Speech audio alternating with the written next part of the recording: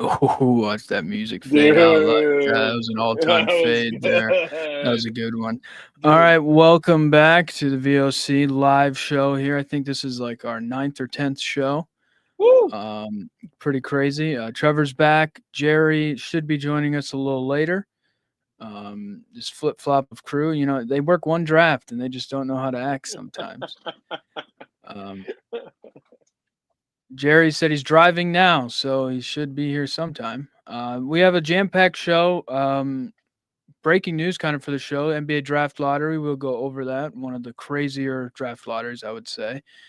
Also on the anniversary of an even crazier draft lottery. So rigged question mark. I know we talked about that one of our first shows ever. We'll be bringing that back. But the first topic, we'll just get it out of the way a little bit. Some NFL news. Derek Carr retires from the NFL. He had shoulder problems. It was brought up a couple months ago or about a month ago that, hey, he has some shoulder problems. It was viewed as he's probably not going to play the 2025 season. He'll be probably out and kind of reevaluated. Nobody thought it was this severe. He just ends up today being like, hey, guys, I'm just going to retire. 34 years old, 11-year career, over 40,000 passing yards, over 250 touchdowns. Touchdowns interception ratio really good.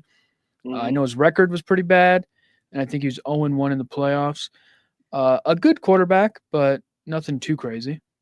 Yeah, I was pretty surprised by this. I knew he was hurt. I mean, he'd kind of been suffering from injuries for a while, but this is like, I don't know, Andrew Luck diet. I was kind of really Yeah. surprised that this is what was going to happen. I couldn't believe it. Like I thought it was like a fake thing going around on social media, but did some research and yeah, dude. And like you said, he was a good quarterback. He was just on some pretty bad teams.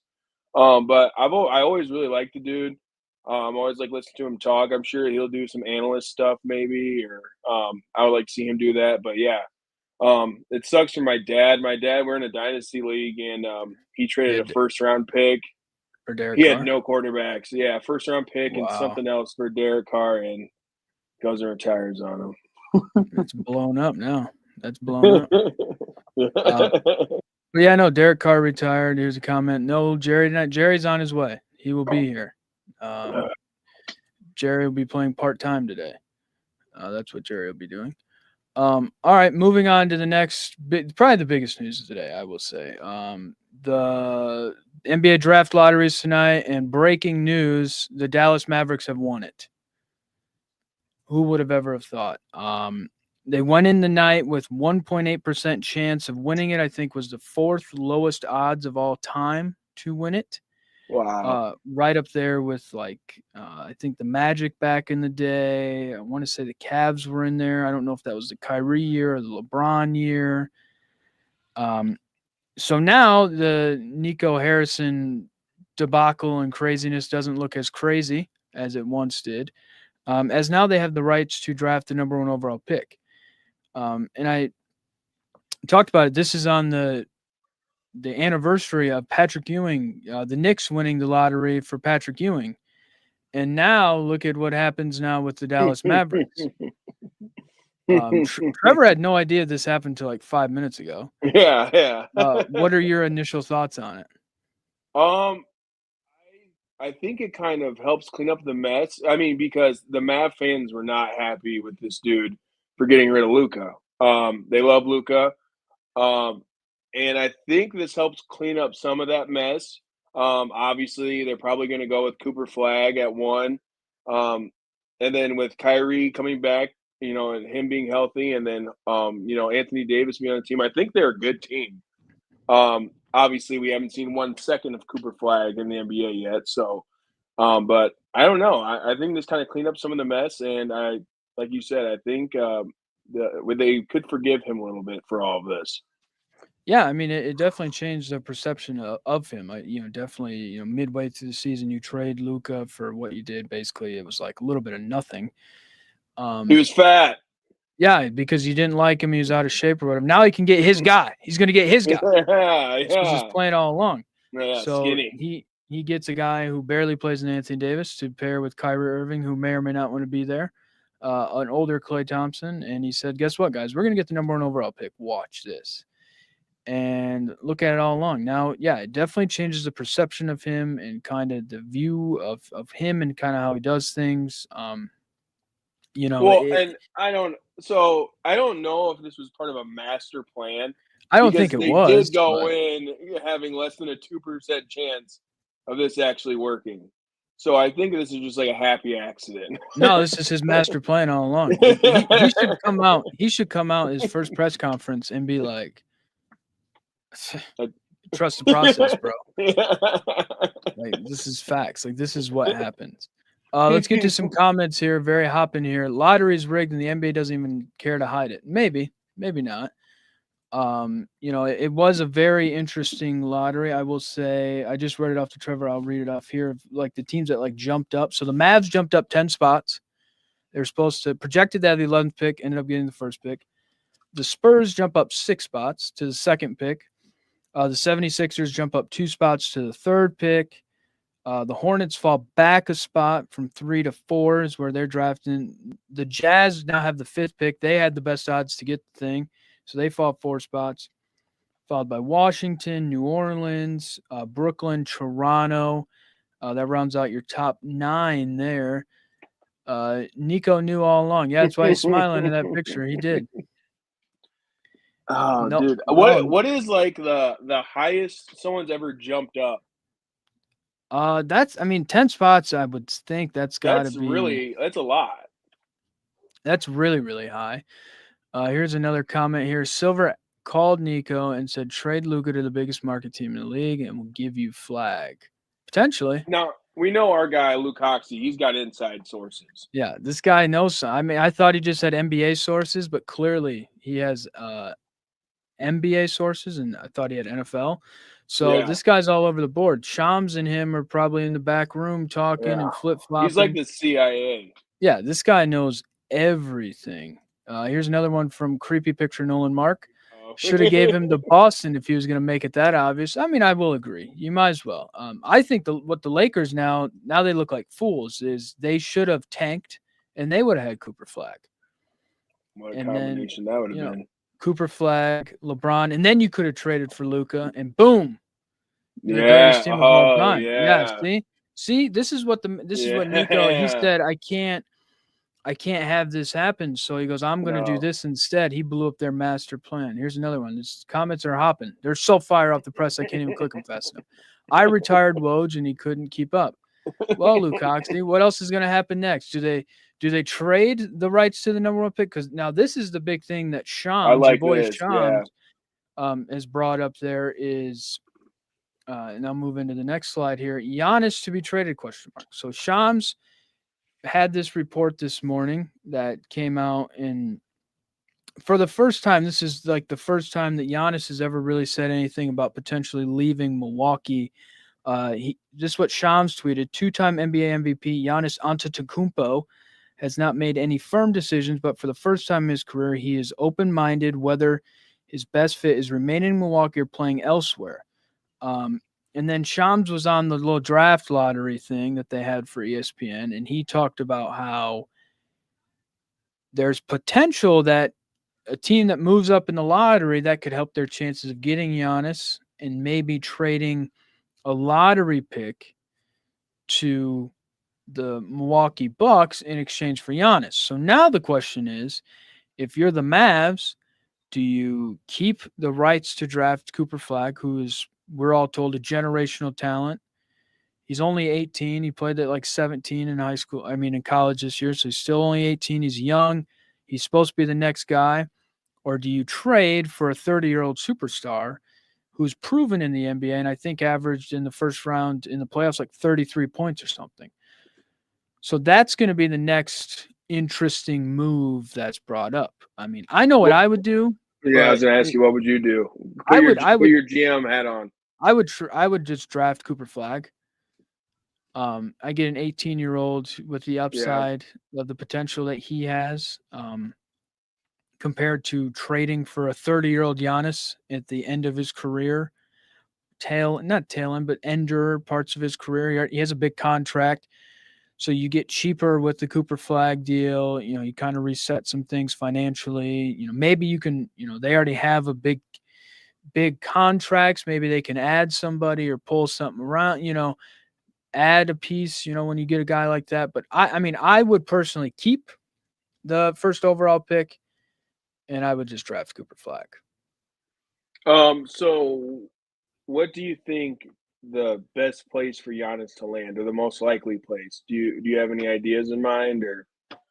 I mean, I it's tough because you have some of these teams like, the Spurs are going to be brought into it. I'm sure now with the second pick, they also have the 14th pick. And you have, Victor Wembanyama, you went out and got De'Aaron Fox. You've already done some of those deals, and they're kind of looking for that guy that I would say has been there with experience and everything. So I think the Spurs are brought into there. I mean, I would say the Rockets are probably in there a little bit. They have a young Okay. core. You kind of need a go-to guy, a guy that can get some buckets and score, 30 points, do that type of thing. Um, so I would go with those two. I mean, Shams has said that 29 teams would be open for conversations. That means pretty much everybody in the NBA. Yeah. But I mean, it's going to be like the odds are going to be the Lakers, the Knicks. It's like, Mhm. what are they going to give up or trade, to make a move to make it different? Um, Right. so that's what's going to be interesting. But I don't really know what the best landing spot for. I'd probably say San Antonio or Houston. Okay. Yeah. I like San Antonio. That'd be interesting, I think. With him and Wembanyama. Yeah, I mean, they'd be like the Twin Towers. Yeah, that'd be awesome. I could only Couldn't forget. imagine that. Um, but no, I mean, it's interesting because you get into this, this scenario of, okay, do you go after a proven superstars 30, or do you go after the young guys? So now it's like Nico Harrison. Nobody knows what the hell this guy's going to do. Nobody thought he'd trade Luca as a GM, and now he gets the number one pick. Everybody's like, oh, he'll draft Cooper Flag. Now it's like he could go and do anything he wants to do. There could be a 5-way trade. He could. This guy is um, doing different things, so you don't really truly know. But it will be very interesting. Luke Hoxie, yet again, the insider here. Luke Hoxie, Giannis to Detroit for Ivory, Holland, Stu, and 2 first-rounders. Bank on it. Bank on it. Well, I don't think Milwaukee's going to trade for Stu. I don't think they want to meet Stu or whatever it is. Luke Hoxie was another one. Look for Mavs, Rockets, Heat, all to be in for him.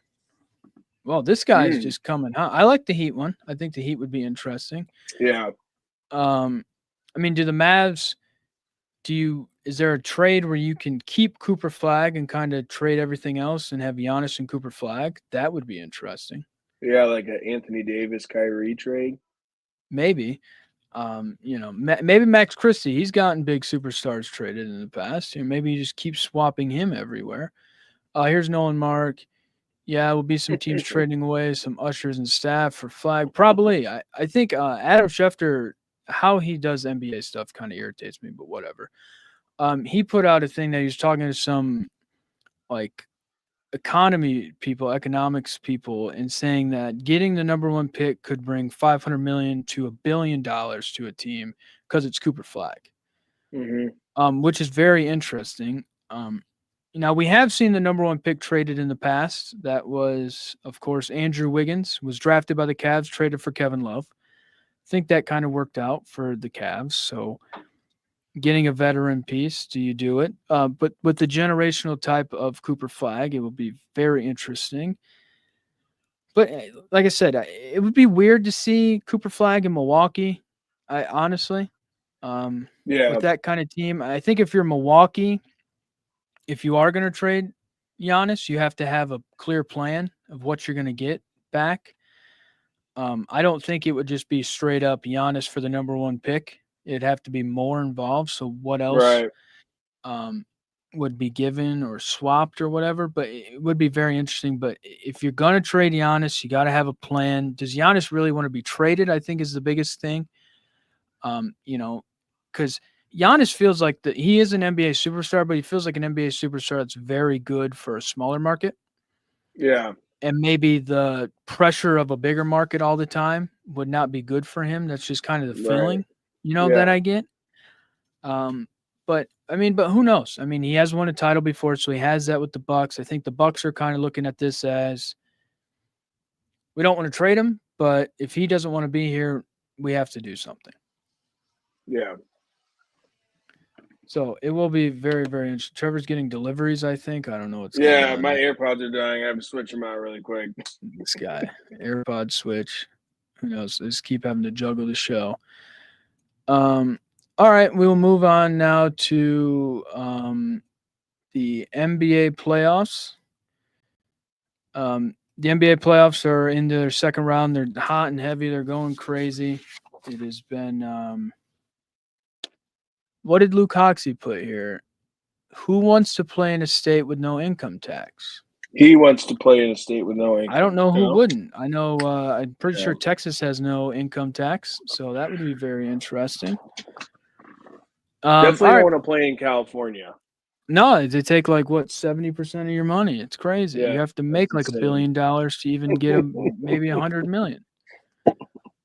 Who would have thought? All right, second round of the NBA playoffs. Knicks are up 2-1, but they're currently playing the Celtics as we speak. Let me check the score of that game. Celtics are up 41-35, 9 minutes to go in the second quarter. The Knicks won the first two games. Very ugly fashion, I would say. Mm-hmm. The Celtics had big leads in both. Big Yeah. leads in both. And the Knicks just kind of clawed back, fought back. Mikal Bridges looked like the greatest defender of all time in the last two possessions, stealing the ball in overtime. And Jason Tatum, instead of shooting the ball, tried to throw it. And Mikal Bridges, of course, his arms were right there. He has very long arms. I don't know why, but his body, it makes him look like he has the longest arms of all time. He clearly is Mr. Fantastic in New York. That just must be what's going on there. So they're up 2-1, but the Celtics won the last game very big. They kind of was, Knicks stole the two in Boston. They go back to New York. It was you had to. It was winner. You're done at that point. Yeah. To stay from 2-1, but they're currently playing. The Pacers are up over the Cavs 3-1. They dominated last night. They've kind of overtaken the Cavs. I think kind of shocked them. Now the Cavs have had some injuries with their rotation, where you had like Darius Garland was out, Mobley was out, Hunter's been out, Donovan Mitchell now has an ankle tweak or whatever. So that's a very, very interesting series. I know me and Jerry talked about it last week. We thought the Cavs would win and we thought the Celtics would win pretty easily in both these series, and that's not happening at all so far. So it has been very interesting to watch that. Over on the Western Conference side, the Thunder and Nuggets are tied 2-2. This is going to be a classic slugfest. Mm-hmm. You have the veteran experienced team in the Nuggets with the young inexperienced coach. They're still in their interim coach. And then you have the Thunder, who have been dominant all year. They're the young up and coming team. They're still trying to prove themselves. The Nuggets steal a game here, and then the Thunder kind of dominate here. So it's been very back and forth. I foresee it to continue to be back and forth. It does look like the Nuggets, though, in certain games are getting a little bit more tired. Their age may be getting to them with the Thunder, but it's going to come down to Shea Gilgeous-Alexander versus Jokic. Who's going to make the big plays in the pivotal moments? And then we see from there. And then Timberwolves Warriors, they also play tonight. T-Wolves are up 2-1. Steph Curry's been out. There's been talk that he may play Game 5, may not. I think if he can maybe play Game 5, he'll probably play Game 5. Unless something crazy happens and he doesn't. But unless they get blown out tonight, they're down 3-1 and they're just over it at that point. But so no, I think it's not been the NBA playoffs I think we think it usually would be. Usually it is very much chalky, and this year it's not. Like, who would have thought that Yeah. the Indiana Pacers are going to beat the potentially beat the number one seed in the East, and kind of go that way and not. I mean, it's also in the Indiana Pacers versus Cleveland Cavaliers. No one thought that would be a Right. heavyweight fight there, but it continues to be. But no, Yeah. it's been very interesting. Yeah. I kind of think I don't know. I think the Knicks needed to handle business in game 3 to like really put the Celtics away because I think that the Celtics now are just going to win 4 games and move on. I don't like the Knicks. I don't think like I just don't like them. I don't like Jalen Brunson. I don't think I think sometimes they play like a very ugly version of basketball that I'm just not a fan of. Like just sometimes it's just like crazy shot threes and then like just I don't know. I don't like the way the Knicks play basketball. Or yeah, the Knicks play basketball. I'm hoping the Celtics just, win these next games, move on. Um, but yeah, the Pacers is very interesting. Because at the like middle of the season, everyone was kind of claiming that Tyrese Halliburton was like super overrated. Yeah. I think he's kind of proving that's not necessarily the case. I think the best matchup is obviously the Nuggets and the Thunder.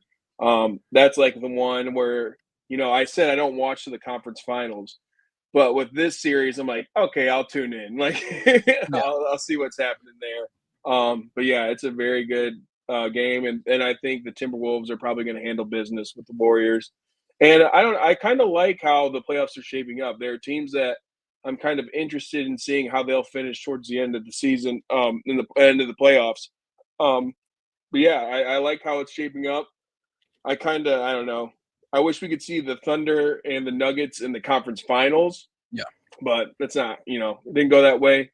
We are getting a very good series there, though. So it's been an entertaining playoffs, and because of the show, I've been watching it. I don't normally do, but It's good. It's good. yeah, I'm entertained. I'm definitely entertained. No, I mean, I think what could potentially be interesting with the Western Conference Finals is you could potentially have Shea Gildas versus Anthony Edwards, Yeah. and kind of the next pillars, I would say, of like the Hmm. NBA. And the NBA really needs that. They're trying to find that, because you're only like LeBron's out, Steph's hurt, potentially going to be out. Kevin Durant is not even in the playoffs, and Yep. nobody knows what his future is. So you're still trying to find those next guys. And I think you could have that rivalry with those two because you have the USA versus the Canada thing, and that could get bigger over the next, Hmm. 5, 10, 15 years. Um, so that's big. So I mean, that would be fun. You have the new wave starting to kind of come in. I think that's tough for a lot of people. I think especially for like people like us, where it's like we have like a certain era of NBA Yeah. basketball and like NBA playoff basketball. Like I always go back to like when the Heat played the Pacers. Like to Yep. me, those are like the best times, right? Of like when I Hmm. look at basketball. Yep. So it is tough. You're seeing this new wave kind of come in, and it has been fun. It's yeah. I mean the Knicks. The one thing with Jalen Brunson, I wish he didn't wear braids. I think he looks ugly. Like he just looks ugly. Like I'm his sure he's a great person. Yeah, no, I love him. Like Villanova guy, like I like Yeah. him a lot. He made big shots. It's just braids are not his thing. Like it's just Yeah. not his thing. Like, but no, I mean the Knicks are one of those teams that they just like claw back. You just like they're down like 20 points and it's like they're not dead. Yeah. Um, Which but is admirable. it's also the way the Celtics play basketball. It's ugly. It's like, oh, shoot a three, and I get that they had like the most made threes per game in NBA history or whatever. They shoot it. They live or die by the three ball.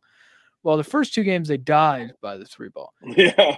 Instead of like driving in, trying to get a layup or like getting contact or play old school basketball, they just shoot the ball. And that irritates me. As a Celtics fan, it very irritates me because I'm like, what the hell are you doing? Hmm. Just go to the basket, get some contact. NBA, they call fouls all the time. Right.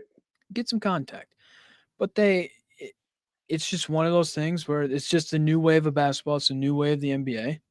Hey, shoot threes. Three's better than a two. Well, when you're off that night, you maybe have to step away and not do it. Yeah. Thanks, Steph Curry.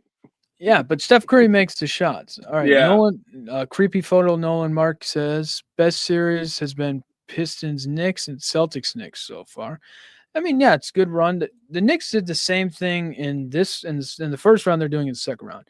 They were down to the Pistons. It felt like in every game that they won, and they roared back. Um, the only difference is now is the Knicks are playing a Celtics team who are the defending champs. It feels they're very deep all over the place, and anything at any time could happen with that Celtics team. Let me find the score update here. It's got to be close to half here.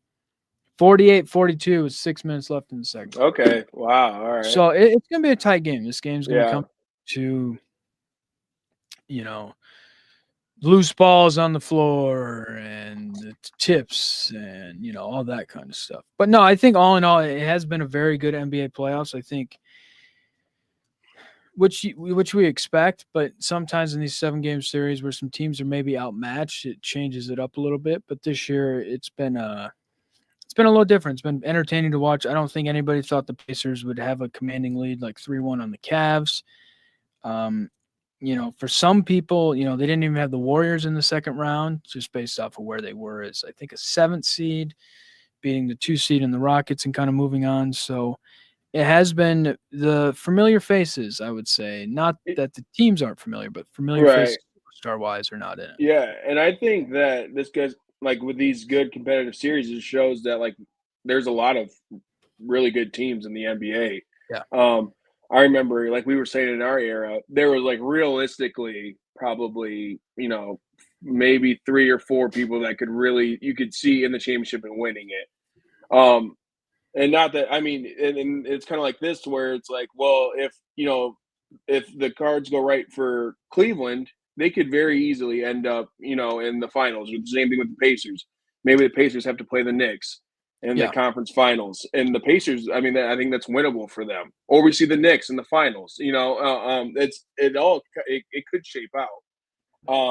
Yeah, I just think this shows that there's a lot of really good basketball teams, and I think and they're getting like young too. Like I remember back in the day, you wanted a seasoned, experienced, but these guys have been playing really high level basketball for they might be 22, but they've probably been doing it for the last high level, like very high level for the last 8 years maybe.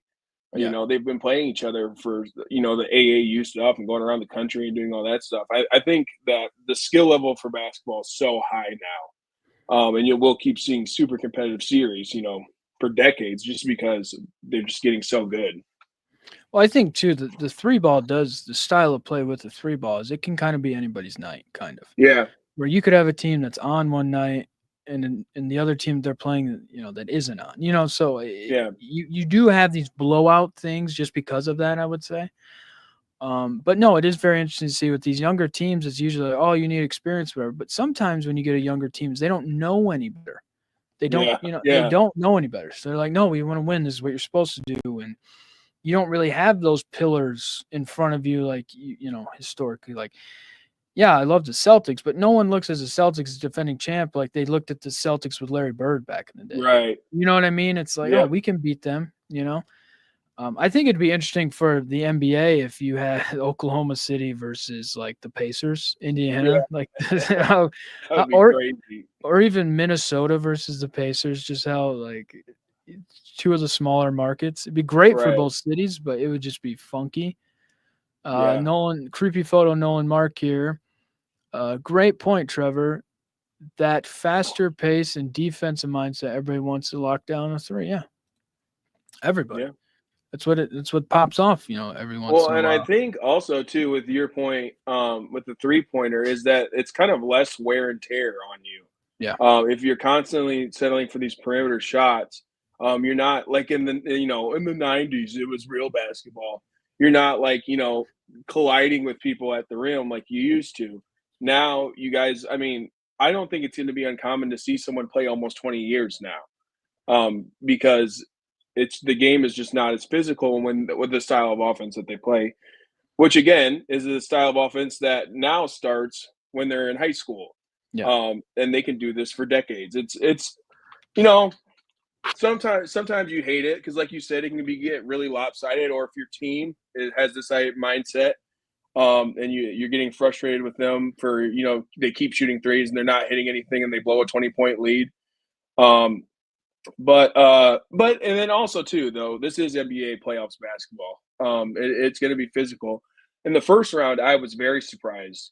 It seemed like every series was pretty physical, and I really enjoyed that. That was cool. I mean, because the regular season can be so boring because it just looks like a pickup game. yeah. Um, but yeah, I'm very pleased with these playoffs. They're a lot of fun. All right, here's the man of the hour, John. Yeah. Hey, hello, Uh, hello, hello, friends. I've survived the are are six you o'clock news here in St. Louis. are you Only missed the half hour. are you the Catholic from Chicago? That's the new pope. Close to it. I know a guy who knows a guy who knows him. Bada bing, bada Yeah, boom. he was over there. All you need to know I is bet you that do. the White Sox are now the team destined by God, which is Yeah, very okay. nice. Very love having that personally. First of all, good job, you guys hanging out for this last half hour. I was listening on my car ride home. You guys are doing nice. amazing. No, come on, Nice. I gotta support the family. I hear you gotta I support the appreciate friends. that. I Appreciate didn't it. watch one single second last week. I got to be honest with you. Damn. Not You shy. did not have to admit that. Nobody was asking you to admit that. You could have just been like, yeah, man. Yeah. Support the brand. Nope. You had to go right out there and absolutely dox yourself. Insane. People probably would have thought that to begin with, anyways. So. But no, I came in at the right time here. First of all, insane with the NBA lottery. You guys really covered that thoroughly. I don't need to add anymore.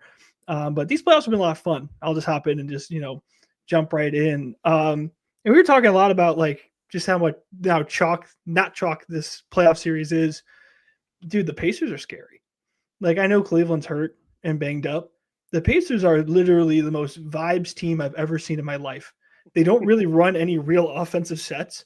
They all just kind of do their own thing, move around. And that is terrifying if you're any other team in the NBA. Because when they start hitting shots, you're like, oh, if they set a double screen, I know one of them's going to slip. No, you don't. Because they don't know if they're going to do it or not. It is so vibes based that when it works like it is right now, that's how they clobber folks. But like there's so many great storylines still to get through here, right? You've got a chance here, like earlier you guys were talking about the young guard of a Shai Gilgeous-Alexander and Anthony Edwards walking in. What if that series flips? Let's say you get OKC and you get Golden State. Let's say Steph comes back, they finish out that series. You have the old guard versus the new guard. Yeah. You have a Nuggets team that just won't go away. Yes, they've looked tired at times, but like, well, they won't die and they continue not to die. And they're a really well molded team, vice versa. It's hard to count out the Timberwolves, but literally that first half of the game that the Timberwolves just won in Golden State was up and they didn't make a three. They've handled themselves really well without Steph. And that's something I'm keeping an eye on because if they steal a game here and Steph comes back for game 6, who knows? You want to talk about stealing games, the Knicks just finding out that the Celtics are really predictable, which all they do is shoot threes, Jerry. That's all they do. Well, I found this fascinating. I know I'm hijacking as I walk right in. No, this that is perfect. Game 2, where Jason Tatum got all clobbered up at the last second shot, and Mikal Bridges kind of swallowed him up with those extremely long arms, like you guys were saying. Mr. Fantastic. Right? Well, it was so wild. Is somebody asked Mazzulla in the postgame press conference, they're like, "Why didn't you call timeout?" Which I'm not pro or anti timeout in that situation. You know your team, right? And Mazzulla's won a title. It's really hard for me as a guy who's done nothing to say, yeah, Joe Mazzulla, you call a timeout there. That doesn't really work, right?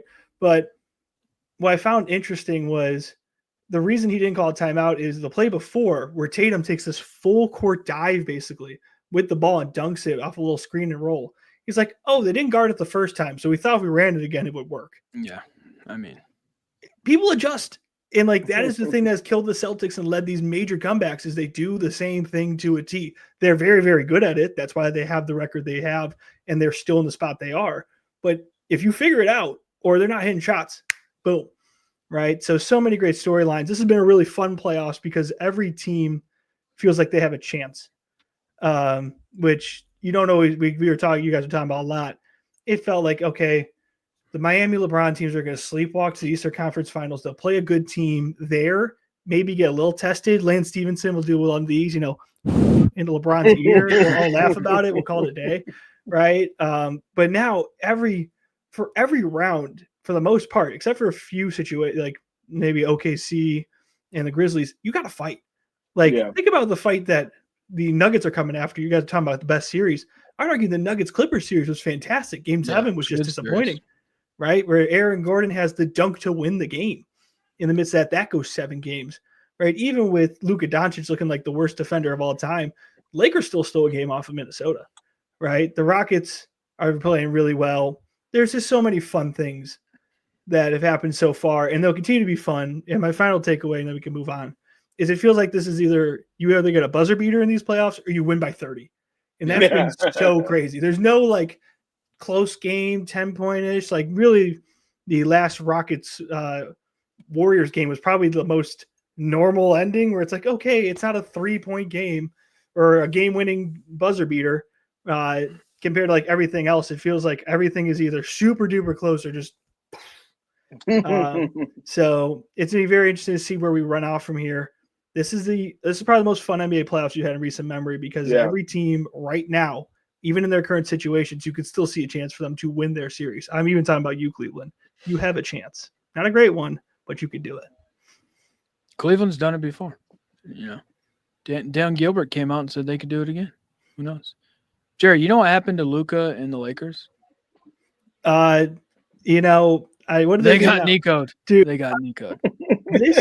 I know we're going back to this, and you guys covered this really, really They well. got Nico'd, baby. That was the whole master plan. LeBron could have had some Cooper Flag.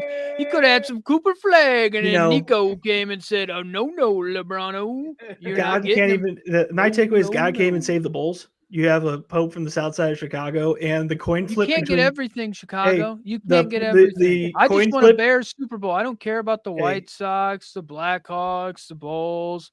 I care about the Bears. I read a thing that this was a coin flip between Dallas and Chicago for who gets that first pick, and it was Dallas who won it. So if there is any God, he is not intervening into the NBA lottery at this moment. So maybe bigger fish to fry. Maybe Pope Leo's a little busy, but that's an absolutely insane draw. Sneaky, but not super sneaky. San Antonio at 2 is even crazier. Yeah. Nico Harris basically is going to get away with one of the most egregious trades of recent memory by getting a generational player.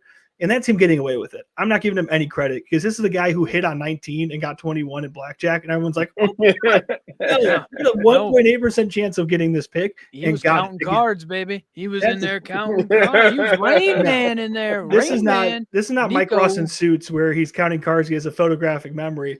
Again, this is a guy who was drunk at the bar, blacked out damn near, went to the blackjack table. He was on a 19, said, hit me, and got the, hits in 21 and wins. And that, take it for what you will, right? And I don't think they move on from that pick. There's always an opportunity, like you guys talked with Giannis and here and there. But San Antonio at 2 is scary. They already have so many good pieces. They have the Rookie of the Year in Castle, right? You have Victor Wembanyama, who's obviously a generational talent. A lot of cool pieces like Sohan, Keldon Johnson. Put in a guy like Ace Bailey from Rutgers, give you a score. Boom, that's a team that can really play well, and they don't have to do anything. So that I find that even more fascinating than Dallas basically getting bailed out, right? Because that's a team that has slowly built it around good core pieces, and now we'll have similarly a really young core to what looks like OKC, which slowly built through the draft and some trade. Shea, obviously your big piece, right? But Chet Holmgren, the Johnsons, and all those guys, like so many guys they picked up in the draft, slowly accumulated and built this team. San Antonio is doing the same thing. They're not giving up a much to do it. So watch out for that. And of course, the Bulls, they're going to be 41-41 again with some guy who probably should have got picked 18th. So can't win them all, but yeah, Dallas gets bailed out. This is not Nico Harris's game plan. Rain Man, baby. He knew. Congratulations. Watch him now get fired before the draft. So he doesn't trade the pick. Maybe. Who knows? Does he trade the pick? Like I said, if I were him, I would come in my first press conference. I'd be like, all right, we have the number 1 pick. I saw this coming. I knew this was going to happen, and we're open for phone calls. Like, come on, baby. And then I'd be like, blank, we're hanging up. Not going to happen. Or they just trade for Luka back. Yeah, trade Luka back. We'll give you Cooper Flag, and you give us, yeah. This whole, I'm telling you, the Lakers should have just tanked. They could have had everybody. They could have ended up with Cooper Flag. They could have had Luka. It could have all been one big, beautiful day. And they just, LeBron had to go and LeBron it up and try and win when they lost in the first round. Who would have Flag, Bronny James, starting five? Oh, that duo would have had generations. Dude, that would have Screaming A wouldn't have known what to do with himself. They don't even make enough Laker jerseys to supply. Man, Nolan, creepy photo. Nolan Mark again here. Nico is sitting on his couch drinking 1776 tonight. Probably, he's the happiest man in America. He wasn't even there for the draft lottery thing. Wasn't even there. They didn't need him there. All right, moving on to the NHL playoffs. Jerry's St. Louis Blues got knocked out. One of the craziest games I've ever seen in my life. Dude. Winnipeg Jets came back. What was it? Was they were down 3-1, weren't they? Yes, down 3-1. They let up if I remember, on a power play 3-2. Yeah. And then the now infamous 1.6 second goal.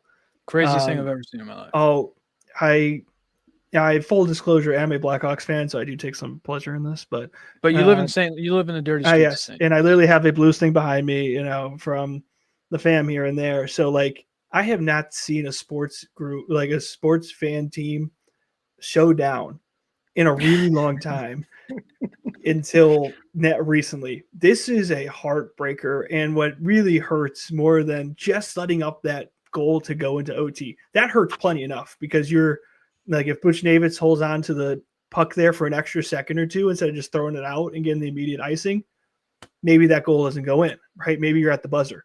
There are so many things that could have trimmed the second and a half plus 0.1 second off that puts them here playing Dallas.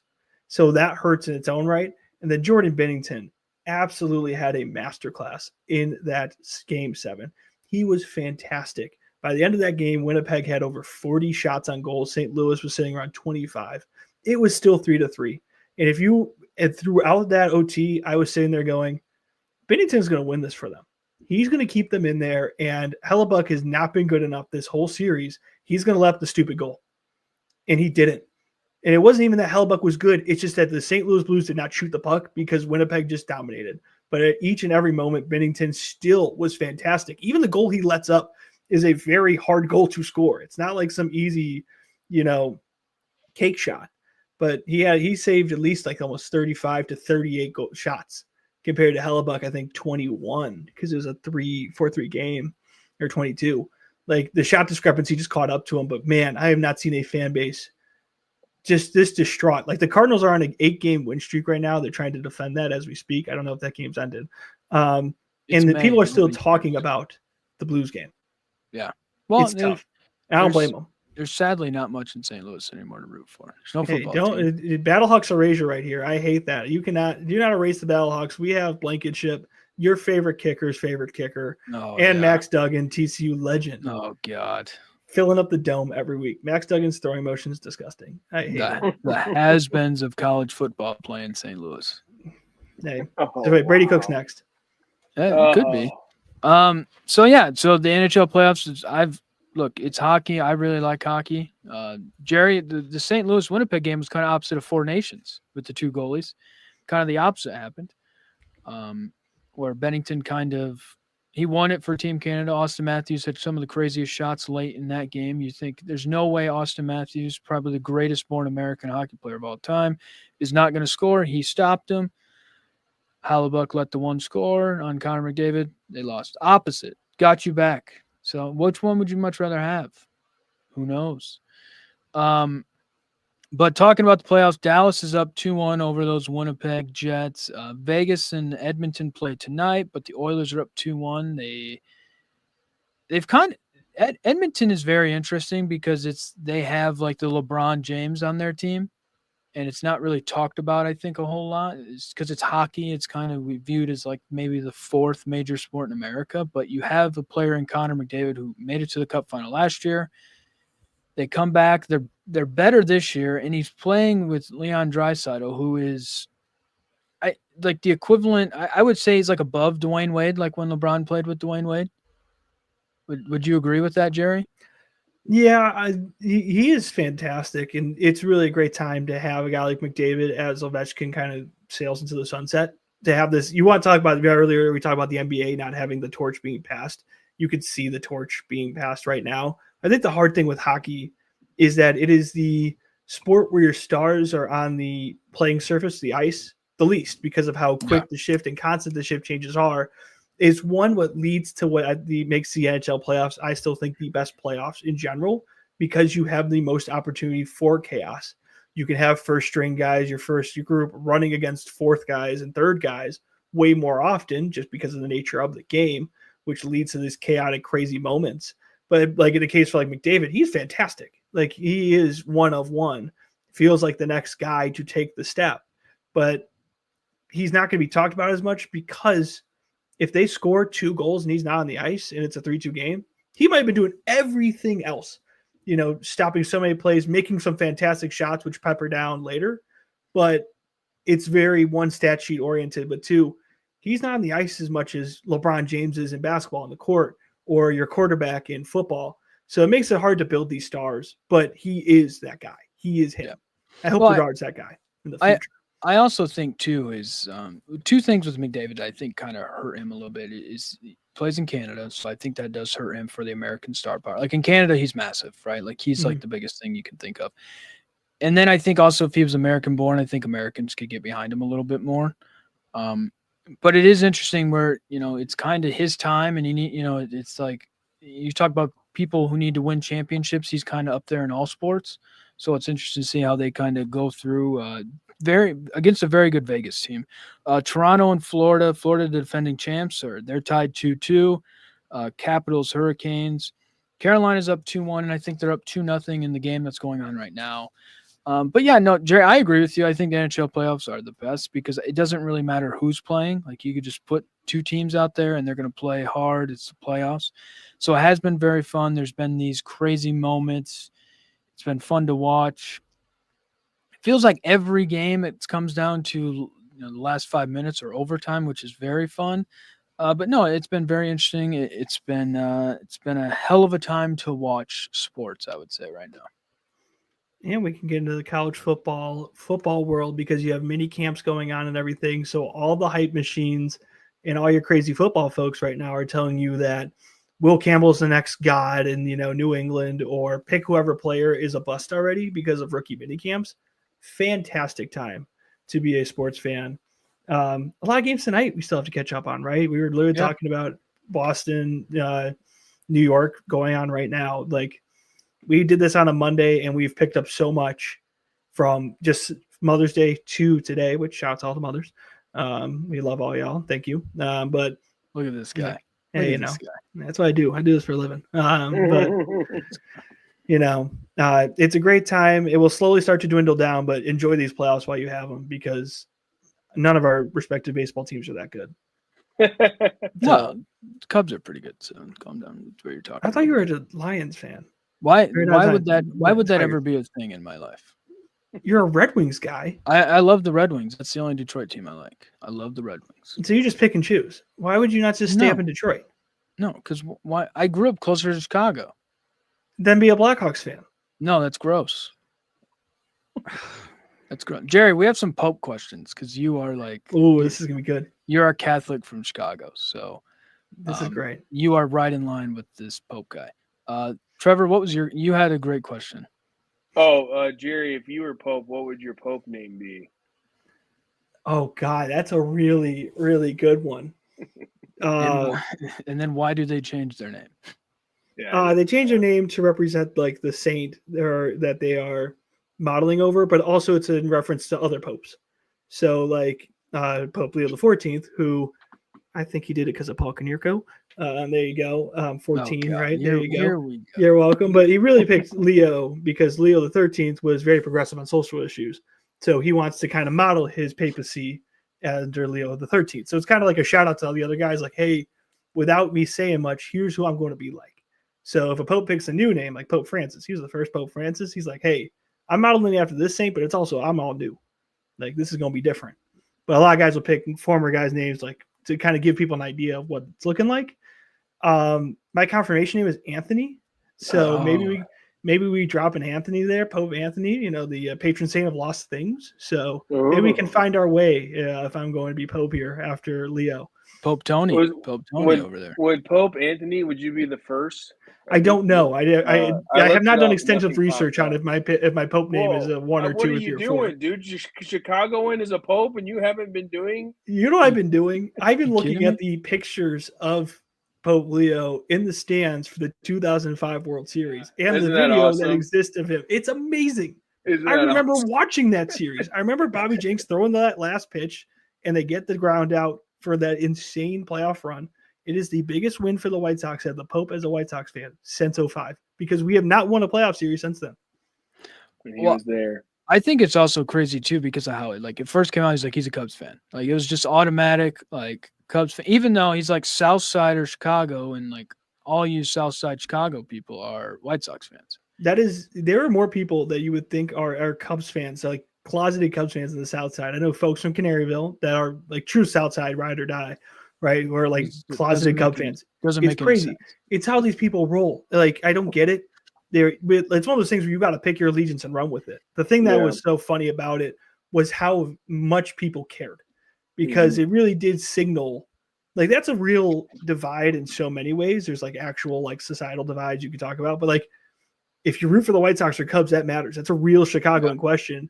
The general assumption, right, because the Cubs are the bigger team in the city, you know, the historic team, all this stuff, is that most people are Cubs fans. And most, like, you have all up north, and north's a lot of money, and they have a lot of people and staying power. Wrigley is historic field. Wrigleyville has now been built out. It's now this nice, new, young area with an historic ballpark in the middle. Like, it's got all the vibes. Vibes are great overall in Wrigley. But if you care about the poor and suffering, like you should as a good Catholic, you care about the White Sox. And that's why my Pope is a White Sox fan. Yeah. All right, here's my. Caleb said he was a Protestant, so I don't know. I couldn't even tell you. Yeah. I don't know. I don't even know. He didn't want to tell you that, but well, not Catholic. I can tell you that. So on the ranks of victories for America, us getting a pope, like where it's at, like, you know, Revolutionary War, like Miracle on Ice, World War II. You know, it's not bigger than any world wars. I think it's a pretty big deal, right? It's a pretty big deal, above but World like, War One. No, they said it would like, never happen. They came said in this like would the never fourth happen. Okay, we're not. I'm not going to let the amount of Americans that got trench foot be erased by the Pope. So we're going to respect. We're going to respect our vets. We're going to respect everyone who's fought every war here. So no, it's not going to be bigger than any war, because that's just obviously that's a crazy way to think about it. Where does this rank? Is it bigger than Miracle on Ice? Like, is this a miracle in the... This is probably the Catholic equivalent of the Miracle on Ice. Miracle in the church? Like, it is, because there's so many factors. This is a true Hail Mary. It finally happened. Well, hey, if we had the Pope last year, maybe the Hail Mary against the Commanders doesn't go that way. But no, I think the Miracle on Ice is probably the best comparison, 1-to-1. They're pretty equal. Think about it, right? Like, the Catholic Church not picking an American Pope was for a couple of reasons, for the most part. One, there is this thought, and this is supposed to be secret. No one's supposed to really know. So everyone's just kind of talking their talk and then acting like they know stuff. I'm doing the same thing. I didn't even go to church this weekend. Like, I'm not going to act like I'm really that deep. Bad Catholic. Oh, I'm a bad Catholic. I served all those masses years ago. I've got the cachet stacked up. All right. I burned my hand on the incense during funerals for this moment. Like, this is good. All right. The Easter candle, someone had to reach it. That's this guy here. I did that for you. All right. So we've built up for this, but the first thought was that you didn't want to align with a global superpower, which, take that for what you will. Again, the Catholic Church is weird. Another thing is that the Catholic Church way predates the United States of America. So you're talking about a nation that's only a couple hundred years old compared to a church that's thousands of years old. So yeah, that's what I thought was interesting, because I tried to look up how many popes has there been since 1776, because like it has to be like pretty crazy that America has gotten one in that amount of time, because I think it said 10. I don't know if that's true. It doesn't feel like it could it's be true. Some popes stay around a little bit longer. It's one of those jobs you can take until you die. Most popes die in office. Francis is a perfect example. Very few step away before they pass away, and if they do, it's at this point of where they can't continue. But that doesn't happen often. It's like them and Supreme Court justices are very similar vibes in terms of once you're there, you're there. Yeah. So like that, those are the two things. The thing that has come out afterwards is one, Pope Leo was very close with Pope Francis. It sounds like in some way, shape, or form, like more than normal. I don't know how much that matters. Again, supposedly the conclave is secret. I take that with the grains of salt that you will. And also he spent a lot of time in Peru. So Cardinal Dolan, we're getting real deep into the Catholic bags here. Yeah, we are. This is Cardinal the talk people want. Now, Cardinal Dolan, who has ties to St. Louis area, but also is like the big cardinal in New York, even said they didn't think of Prevost, now Pope Leo, as an American because he spent so many years in Peru working with a lot of the poorest countries of Peru. It's one of the reasons he got moved up to cardinal, because one of the Pope Francis' biggest goals was to expand where these people of high power came from across the world. He was like, hey, let's get out of the big places. Let's go somewhere smaller. Let's go somewhere different to have more people, more representation. I think is the best way to put that within these higher ranks of the Catholic Church. But like, he is a born American, born right outside the city of Chicago in the city of Dalton, also the home of Mayor Tiffany Henyard. For those who know, you know. Wow, dude, that lady's crazy. No, that you want to talk about the craziest handshake ever. There you go. But yeah, that was one of those things that really helped him was his service that was not America centric. Yeah, I think he was a citizen in Peru. He was. He spent over like 20 to 30 years there. Yeah. Spent some time in the States, but he will be. There's so much we don't know about Pope Leo, and that's fine. We're not going to know. He will kind of let us know, which is he gets to now be the curator of vibes for the Catholic Church. And he's kind of young. He's 69. Which I thought that was like, because Pope Francis was like halfway through his 70s, I think. He was in this, I think he was 70 years old too. One of the thoughts going into this, again, with a bunch of Catholics speculating with no background outside of, again, just pure vibes, was that they didn't want to go with someone too young. They kind of want to have a little bit more, someone a little bit older. That way, this is really morbid. It goes a little quicker and you have more people kind of filling in. It's a weird thought process, but also this whole process is weird. Literally, they don't allow certain foods in the conclave because they're afraid of people sneaking in messages. Like, you can't have ravioli. Because that's supposedly I wouldn't be able to last there. Dude, what? That's like a staple over there. You can't have like anything like that you could stuff a real message in. So think like a ravioli or a pie. If someone's stuffing a message in ravioli, I mean, come on. Okay, the Catholics are crazy. Hi. Well, clearly. Hello. My name's Jerry. I grew up in the Catholic Church. Like, grew up in an area with a lot of them. Yeah. Like, but it will be very interesting to have, really a representative for, I think, a lot of people. And I talk more on my end, right? That this is a guy that you can see yourself in.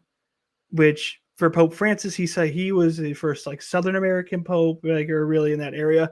So it's very interesting to, like, in a way, while you're aligning with this big nation that has a lot of people, it's not like you're really expanding outwards or going too crazy.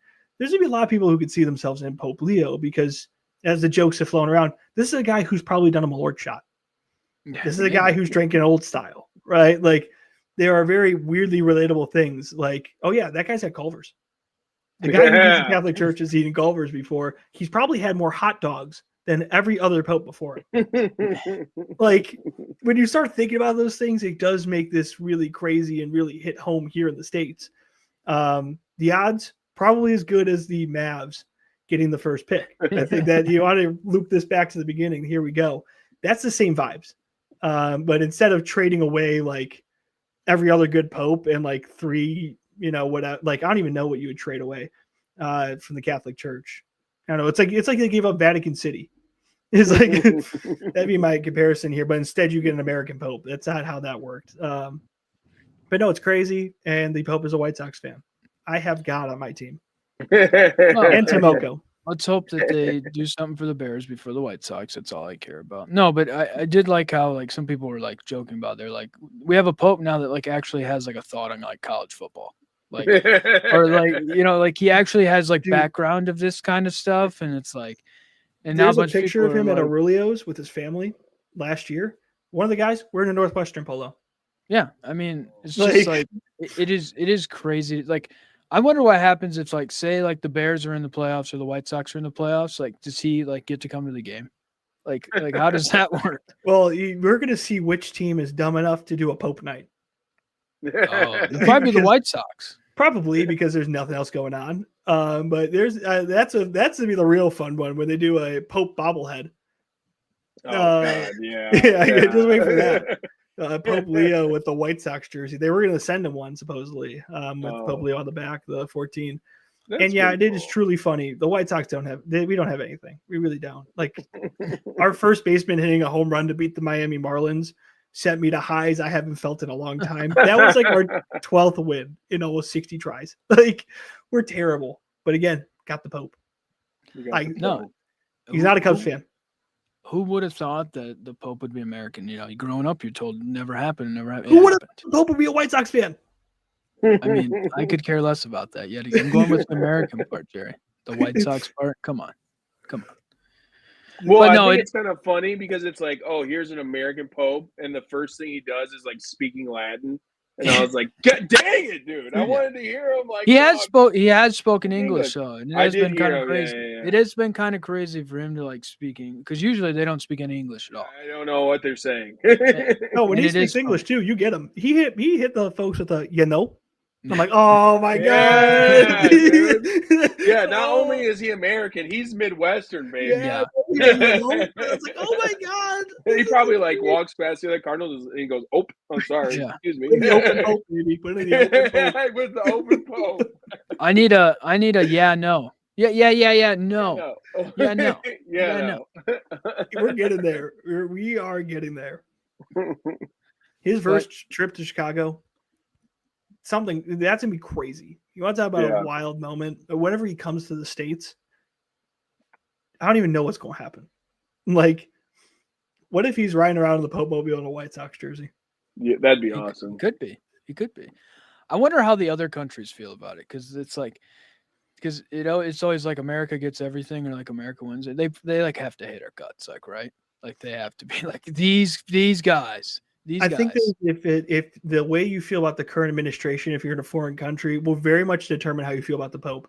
Because there are many reports that the Pope doesn't really see eye to eye with the Trump administration. I know this is not a political show, right? But like, if you're one of those nations that's like, we hate Trump, and you see the Pope's like, JD Vance sucks, you might like the Pope. You might be like, oh my God, this is cool. If you're like, oh man, whatever Trump's doing in America is great. And then you see the woke Pope, which let me be very clear. This is a 69-year-old man born on the south side of Chicago. What we're talking about for woke. Buddy, do I got some news for you? This is not woke. Yeah.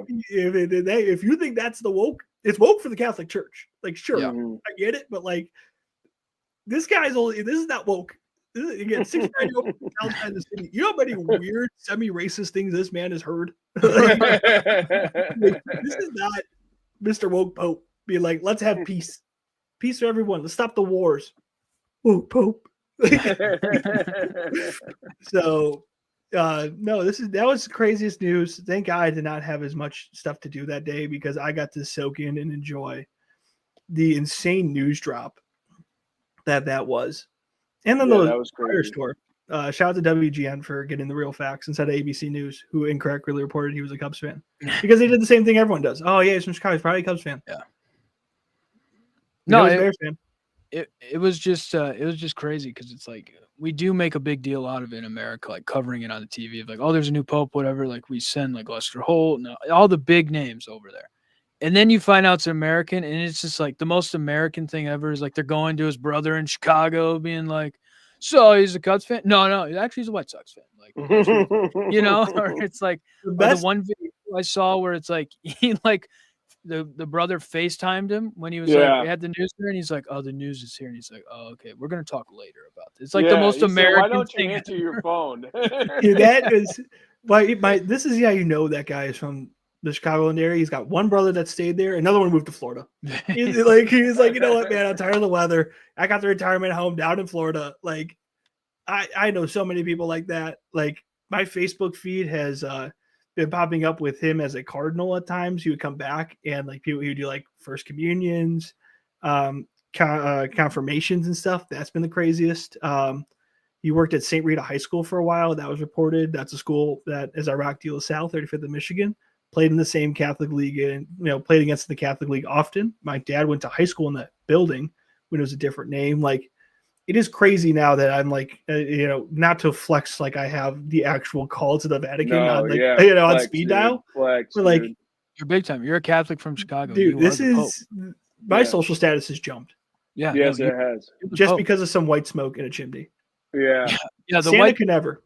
What do they burn to what do they burn to make it black and then white? Like If that's that's one of those secrets of the tires conflict. when it's black and then they like burn like They're burning all the clean? messages they get in the ravioli. There you go. Well, I think they're burning their ballots. They burn that. I don't know how they get the black and white smoke. That's beyond me. Especially the first time the smoke shot out, it was actually really dark.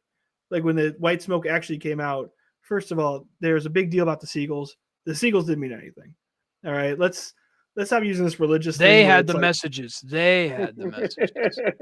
Is extinct for a reason. Like, okay, let's go with but like when that first the white smoke came out, and maybe it was like the angle of the cameras, because a lot of this stuff, not all of it, but a lot of it you get from the Vatican itself. They have their own media now, organization, content, etc.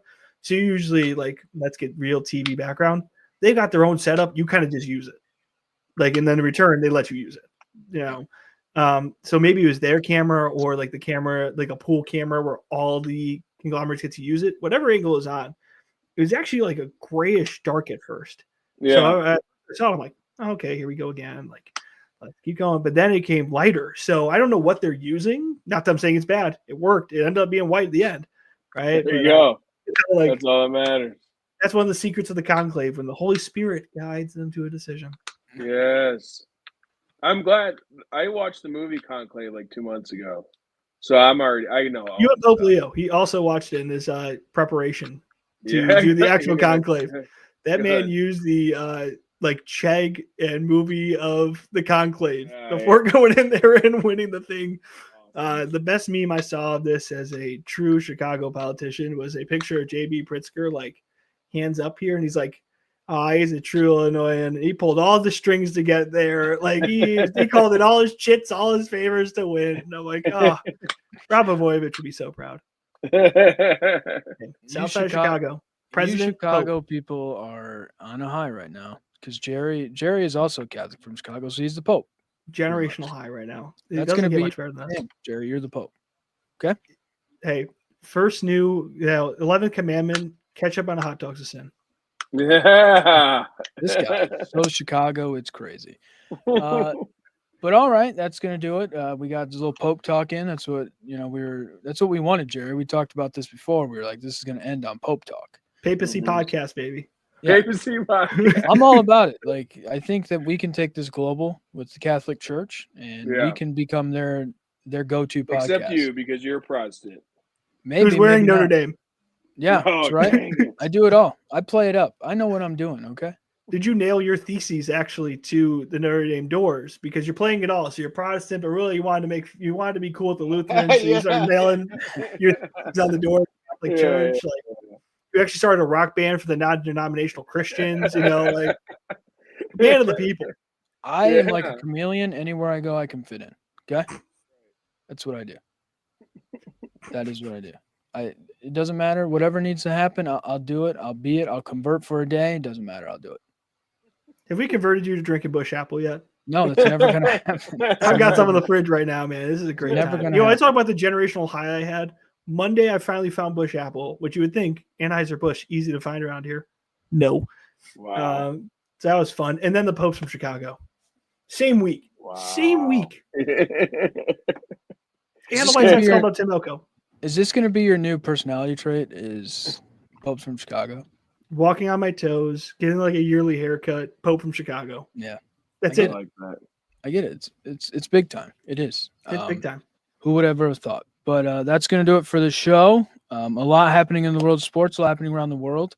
That's what we do. We talk about everything and anything, because the new Pope has a thought on all sports in America, which is crazy to think about. That's awesome. Yeah. Country. That's going to do it. Thanks for watching.